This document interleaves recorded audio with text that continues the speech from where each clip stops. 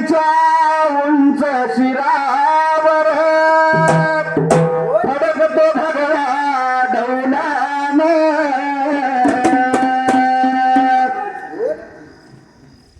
स्वराज्याचे बांधले तोरण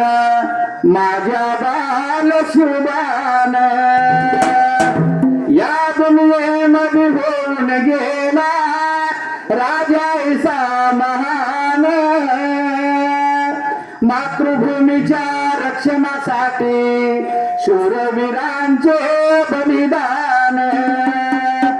सिंधू बंदीचा मोडला कायदा झाला नौसेनेचा भगवान प्रतापगडाच्या पायथ्याशी फाडला त्याने अफजल खान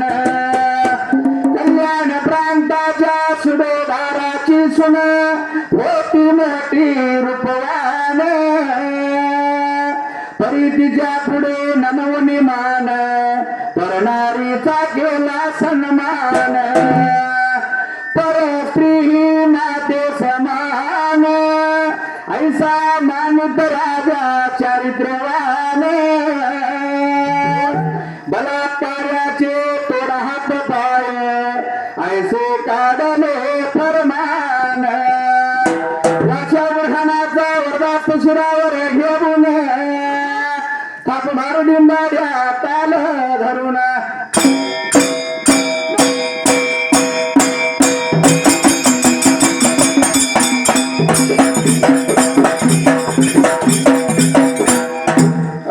सुंदरान भांडल गावन काशी लिंगारा पांढरीच्या देवाला माझ्याशी अवघड खानाला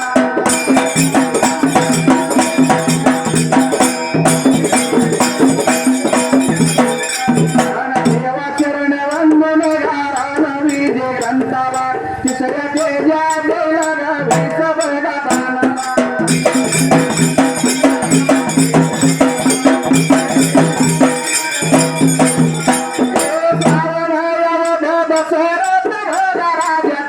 उत्तरगामीची अबले हनुमान जन्म करता सोडा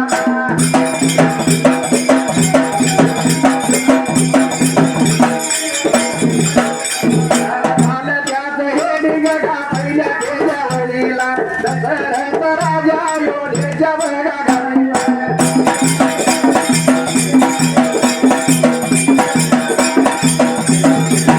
बसल्यानंतर त्याने अनेक स्त्रियाची लग्ने केली व त्यात कसला सुविधा होते की यादी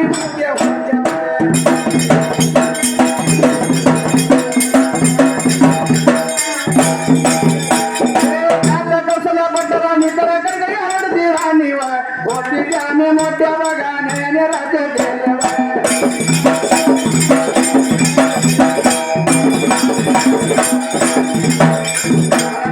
सर्व सुखवान पुत्र होती पुत्र संतान नव्हती त्यामुळे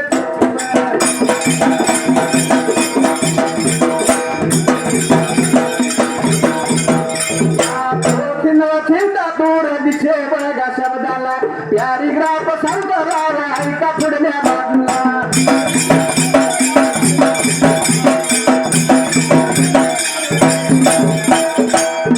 आम्ही जे ग्रंथाला तिसऱ्या तोड्यात 20 पानाला डाव्या हाताला श्रावण त्या सोबत दशरथ राजाचा पुत्रदेव स्वामी स्टेजने हनुमान जन्मकथा अध्याच प्रथम सबले 8 सुट्टी शब्दांनी 27 अक्षर आहेत दशरथ राजा अयोध्येच्या गादीवर बसल्यानंतर त्याने अनेक स्त्रियांशी लग्ने केली त्यात कौशल्या सोलप्राप सुमित्रा व कैकेयी या मुख्य होत्या त्यात कौशल्या आपण राणी तर कैकेयी आवडती राणी होती त्याने मोठ्या न्यायाने राज्य केले त्याला सर्व सुखी अनुकूल होती पण पुत्र संतान नव्हते त्यामुळे तो खिन्न व चिंता तो दिवशी 5.5 ओळी 39 शब्द आहेत पुढल्या पॅरी ग्रंथाला एक दिवशी दशरथ राजा स्वामी स्वप्न पडले त्याने ते आपले गुरु वशिष्ठ ऋषी यांना सांगितले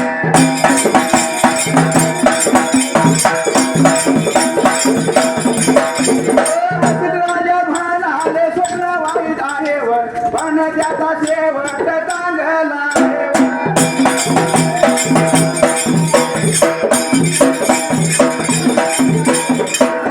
तुझ्या हातून दोन पुरुष येत स्त्री यांची हत्या झाली आहे त्यासाठी शिकारीच जाऊन 3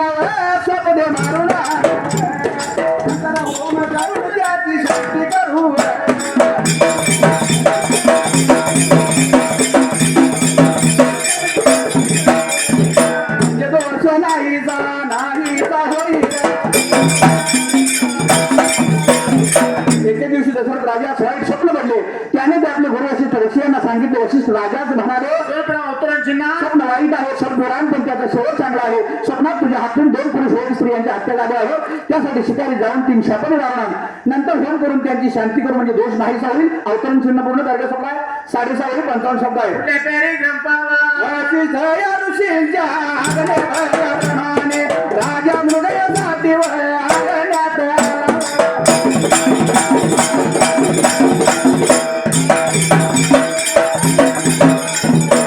ते घर फिरायला पण सफल काही दिसले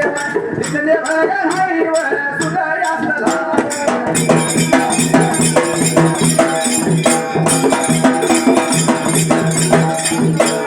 एका सरोवर जवळील गेलं पान सपून वृक्षावर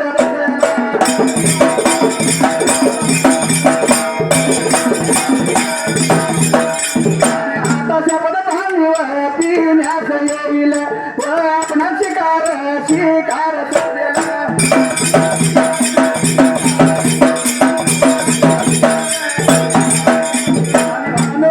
धनुष्य सद्य भगा करून त्यांनी करू लागला प्यारी रापस.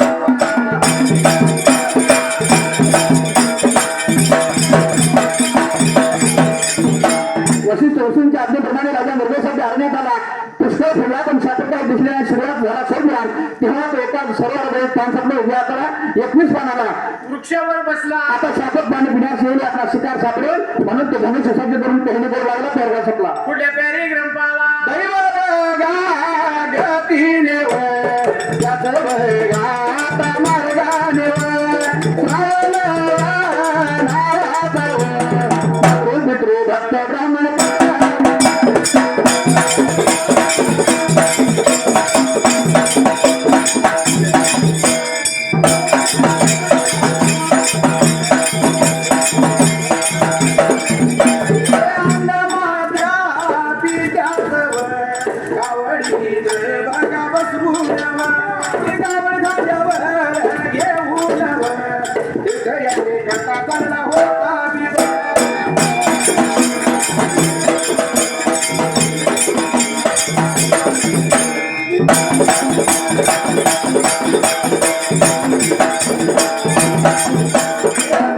त्या सरोवरापासून विषांसाठी थांबला.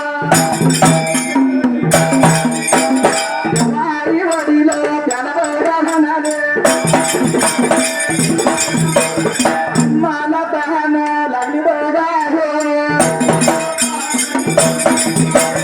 आणि आणून बाजा श्रावण हातात कमांडर घेऊन आणि अन्य निघाला सरोवर जवळच होते. पाण्यात उतरला कमांडर पाण्यात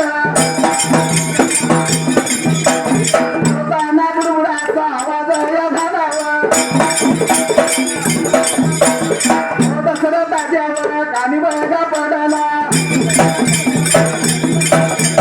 दशरथ राजाने शपथ पाणी पित आहे असे बघाया समजून त्या शब्दाच्या घेमाने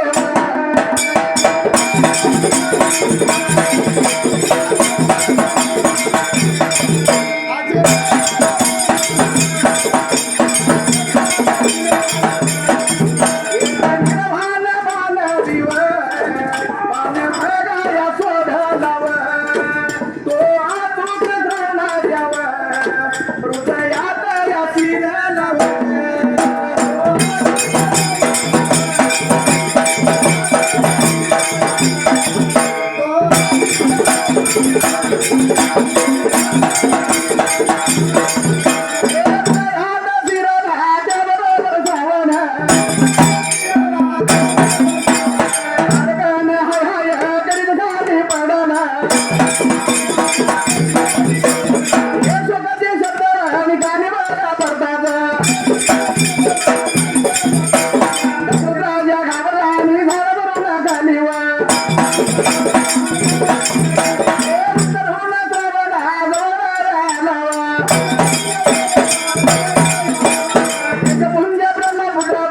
हात राजाचा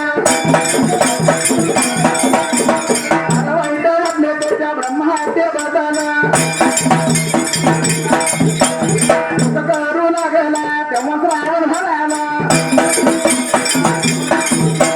राजा तुझावर दोष बघा नाही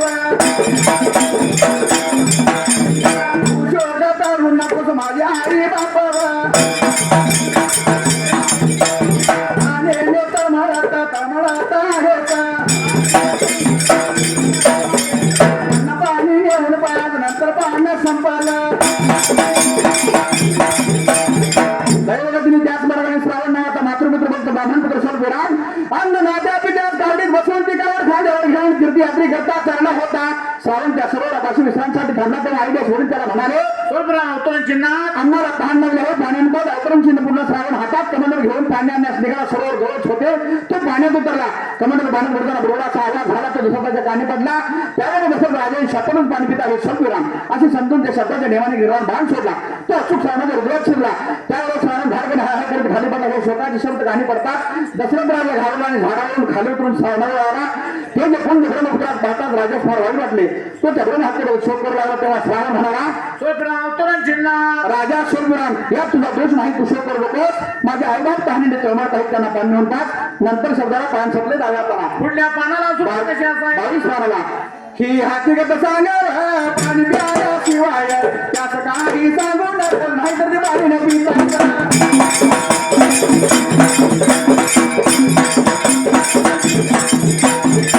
प्राण देतील जागोजा करव असे बघा म्हणून श्रवण प्राण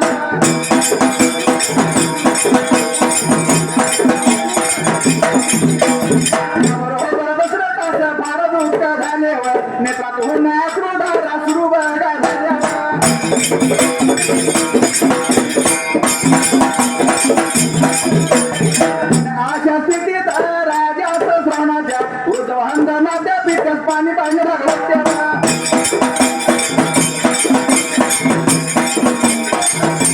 ही हकीकत सांग पाणी प्यायल्याशिवाय त्यास काही सांगू नकोस नाही तर ते पाणी न पिता सत्ता प्राण देतील जा कोणाकडे अवतरण चिन्ह पूर्ण असे म्हणून श्रावणाने प्राण सोडला त्यावर दशरथ फार दुःख झाले नेत्रातून अश्रुधारा सुरू झाल्या पण अशा स्थितीत राजा श्रावणाच्या विरुद्ध वाहन माता पित्यास पाणी पाणी भाग होतो 25/182 त्याग सोला पुढल्या पेरी ग्रंथाला नंतर दशरथ राजा कमंडल पाणी घेऊन आवडी जवळ आला राजन हळूचा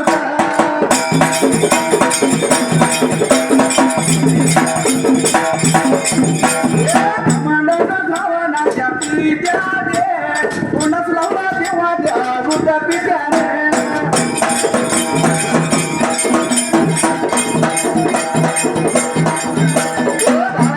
म्हणून हात मारली पण राजा काही बोले ना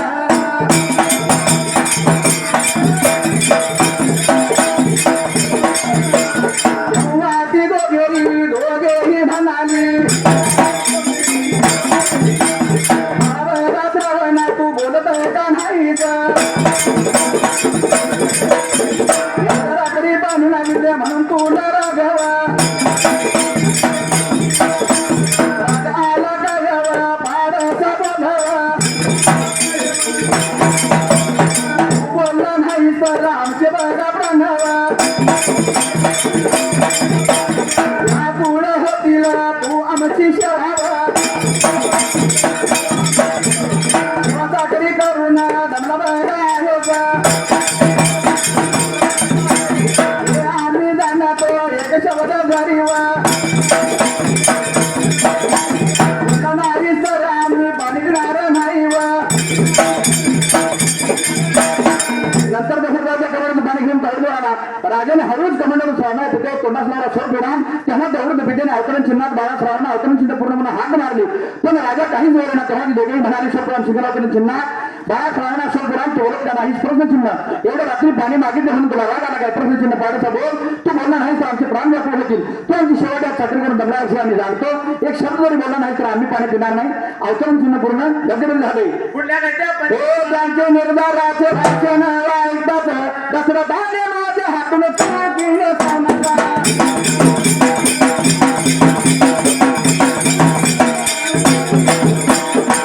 झाला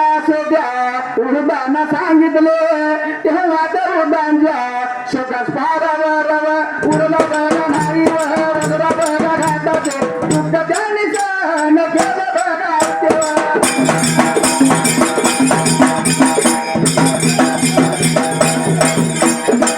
पुत्र नात्याचे दुःख त्यांना सहन होईना अपृषाने बिघड बघा बघा लागली श्रावणाचे गुंढावा आणि गाऊ लागली शेवटी त्यांना दशरथ राजाचा हे त्यांचे निर्धाराचे भाषण ऐकतात दशरथाने माझ्या हातून चुकीने श्रावणाचा वध झाला सोडरान असे त्या वृद्धाने सांगितले तेव्हा त्या वृद्धांच्या शब्दास पारावर उरलं नाही वज्रा हाताचे दुःख त्यांनी सहन केले असे सोडविरान पण पुत्र नाशाचे दुःख त्यांना सहन होईना आपण सांगितली गडबडा बोलू लागली श्रावणाचे गुण तोंडाने गाऊ लागली शेवटी त्यांना दशरथ राजाचा माणसाकडे उभ्या आपला तेच म्हणा संताप या विभागावर त्यांनी दशरथ राजा शाप दिला ते आम्ही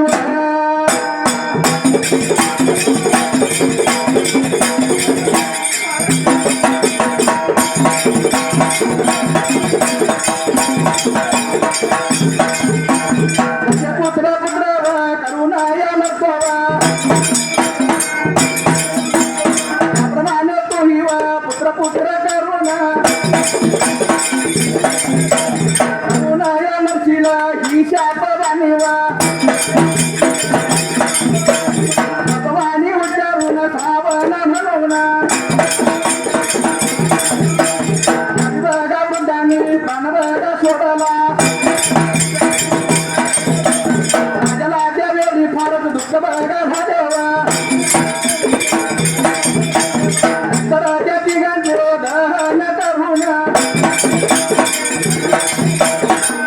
उद झाला आणि त्याने घडली हकीकत आपल्या बघा गुरुजीचं सांगितली संतापाच्या भरात त्यांनी दशरथ राजा शाप दिला की अर्धविराम आचरण चिन्ह आम्ही जसे पुत्र करून मरतो अर्धविराम त्याप्रमाणे तुझ्या आचरण चिन्ह पुत्र आचरण चिन्ह पूर्ण करून मरशील पुन्हा आचरण चिन्ह पूर्ण ही शाप आणि उच्चारून श्रावणा म्हणून त्या वृद्धांनी प्राण सोडला राजाला त्यावेळी फारच दुःख झाले नंतर त्या तिघांचे दहन करून राजा अयोध्येस आला आणि त्यांनी घडलेली हकीकत आपल्या गुरुजी सांगितली 22,177 शब्दात दर्गा संपला राजा सध्या हात्यामुळे दुःख झाले तरी वा दिलेल्या शापामुळे पण प्राण नाही होत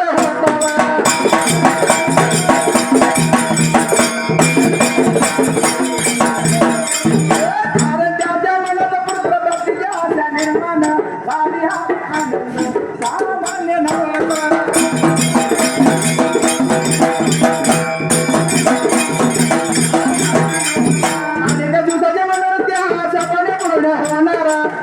सिद्ध राज्य गुरुने तत्व प्रकृती भक्तीवा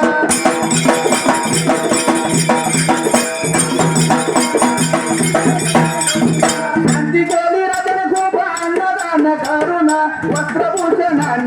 ब्राह्मणात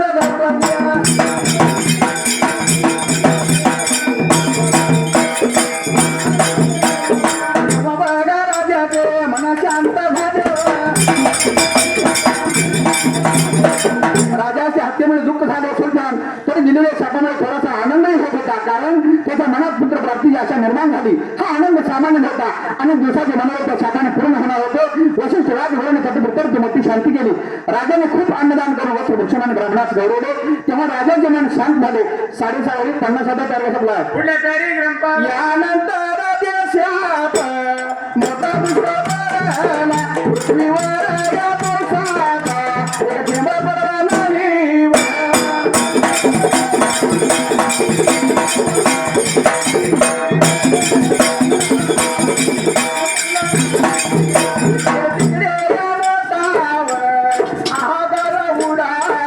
सर्व प्रजा व्याकुळ झाली त्याचे कारण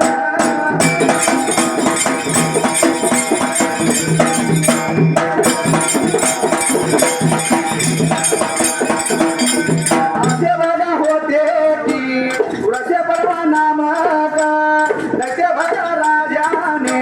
मेघावर करतात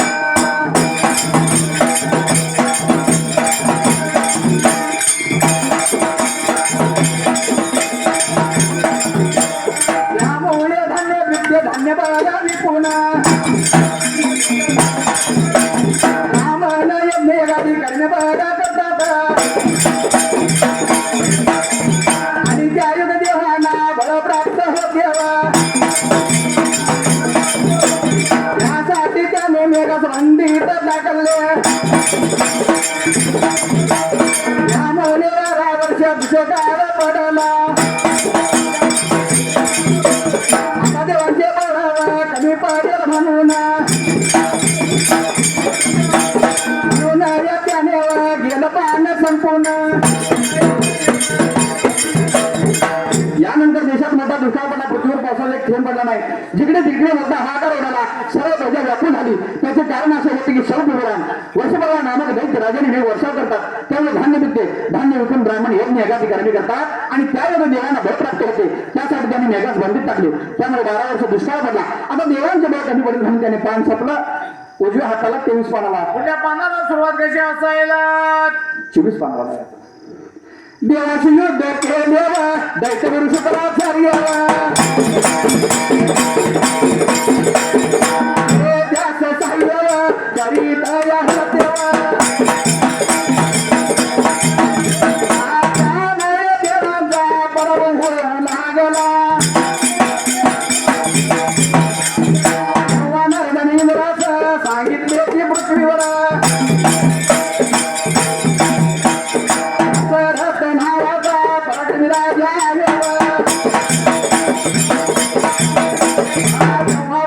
इंद्राने आपला माता लिहिला दशरथास अनावयास पाठिवला आणि आपण रथ घेऊन दशरथला एवढे आला आणि सर्व हकीकत सांगितली नाव युधास निघाला त्यावेळी दशरथाची आवड राणीवर होती ती दशरथ बरोबर निघाली मातडीने माझ्यासारखा हा कोण रणक्षेत्र उभा केला देवांशी युद्ध केले दैत्य गुरु शुक्राचार्य हे त्या साई करत होते त्यामुळे देवांचा पराभव झाला तेव्हा नारदाने इंद्रास सांगितले की शतपुराण पृथ्वीवर दशरथ नावाचा पराक्रमी राजा आहे तो दैत्यांचा पराभव करेल तेव्हा इंद्राने आपला माताने नावाचा सारथी दशरथास अनावर साठवला माताने रथ घेऊन दशरथ राजाकडे आला त्यांनी सर्व हकीकत सांगितली राजा रथात बसला युद्धास निघाला त्यावेळी दशरथाची आवडती राणी कैकेयी तेथे होती शतपुराण तीही दशरथाबरोबर निघाली माताने जर द्वारासाठी हाकून रणक्षेत्रात उभा केला त्या ठिकाणी चारगडा सपलाय 18 वेळे पुढल्या तयारी गणपाला दशरथ राजा जगा पराक्रमाने वर्षभरा पर्यंत पार होऊ लागला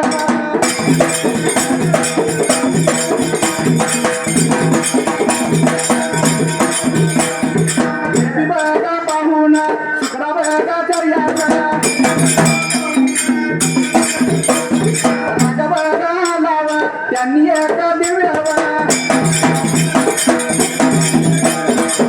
बाण सोडून दशरथाच्या रथाचा असं बघा मोडला आता बघा रथावा निकामी होऊन दशरथ राजावर बसला संकट बसणार हे बी बघा पाहून काही आपल्या हाताचा दंडवा सजाया ठिकाणी घालून कसा वरून धरला तोच दशरथाने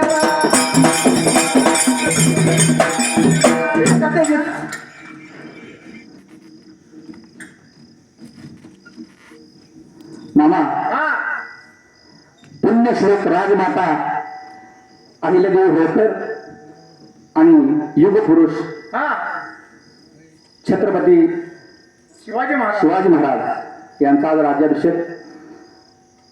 आणि हे औचित्य साधून या मौजे वडगाव गावामध्ये हा धनगर विवीचा एक चांगला कार्यक्रम आयोजित केलेला आहे होय पण पब्लिक सगळं आता जाऊन झोपलं जाऊन झोपतो विचार पण असो हा अहिल्यादेवींचं थोर महत्व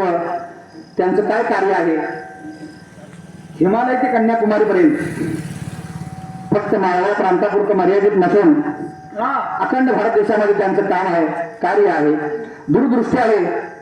वृक्षवल्ली आम्हा सोयीर वनचरे त्या अनुषंगानं अहिल्यादेवीने अनेक झाडं झुडपं लावली, अनेक बंधारे बांधले, अनेक मंदिरांचा जीर्णोद्धार केला, अनेक अन्नछत्र उभा केली. कारण कुणी हिंदी मात्र्यात सकट उपाशी राहू नये म्हणून या मातेचं गुणगान आपण या धनगर ओळीच्या माध्यमातून गायचा. म्हणून काय म्हणले? अहिल्या मातेचा जय जयकार, राज मातेचा जय जयकार.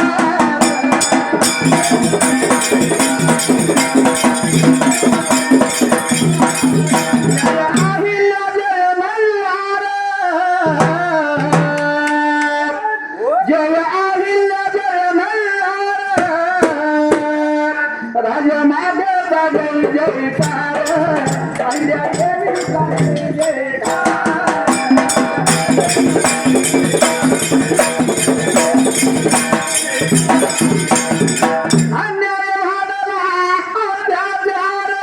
परकीय शक्तीने केलं बेजार. खंडेरावांच्या मृत्यूच्या पाठोपाठ मल्हाररावांचा मृत्यू झाला आणि ह्या अशा शक्तीहीन झालेल्या महिलेची मदत करायच्या ऐवजी त्यांचाच खात्यातला चंद्रचूड तात्या त्यानं काय केलं, राघोबा दादाला पत्र झाडलं, म्हणलं ही संधी नामी संधी आहे, खूप मोठा आहे, मोडक्या खूप आठवून काय द्यायचा. कारण ह्या आईला देवाला ती आडला समजत होती, पण आईला देव आडला नव्हती, सबला होती. 5,000 महिलांची फौज तयार केली, स्वतः ढाल तलवार भाला हातात घेऊन रणांगणी उभा राहिली. म्हणून काय म्हणले, अन्याय वाढला अत्याचार, परकीय शक्तीने केलं बेजार. हाती घेऊन ढाल तलवार, त्यांना केलं हात पार.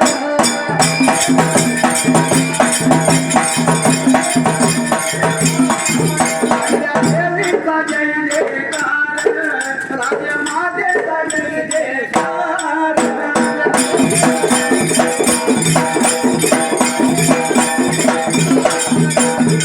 बळीराजाला न्याय मिळाला, शेतीचा शेत सारा नापही केला. नुसतं आश्वासन दिलं नाही तर शेतीच्या शेतसाऱ्यामध्ये कपात केली. कर्जमाफीचा गेला करार, अहिल्या देवीचा जय जयकार.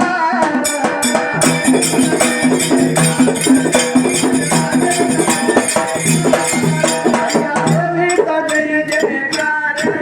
राजमातेचा जय जयकार.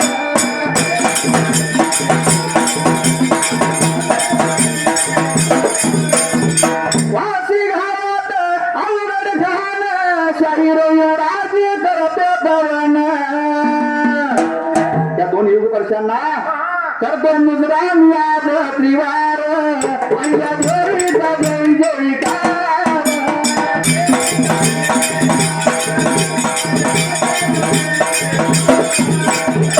या रानो मंडळ निहुडा राहिल्या जागियारा. रवीर दाखिला निघाला घराशीला,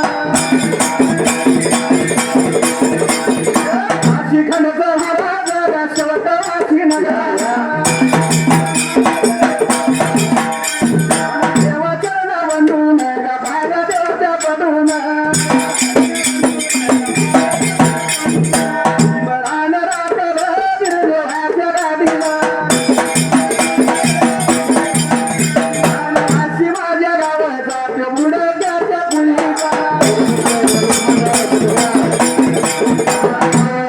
नावाचा गुरु माझ्या संघाचा, दिना निमित्त शुभेच्छा देतो तुम्हाला. देतो तुम्हाला आशीर्वाद.